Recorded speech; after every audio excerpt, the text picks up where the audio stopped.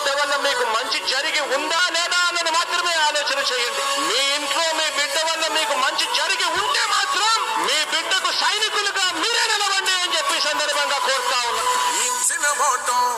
తప్పితే ఓటు వేయొద్దని చెప్పిన తమ్మున్నోడే జగను, చెప్పిన మాట చెప్పినట్టుగా చేసిన మా రాజన్న కొడుకుర జగను.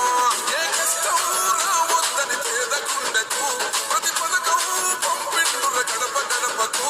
పులి గడపలో పులి పుట్టినట్టే పుట్టిండురా. జెండలు జత కట్టడమే నీ ఎజెండో, జనగుండల గుడి కట్టడమే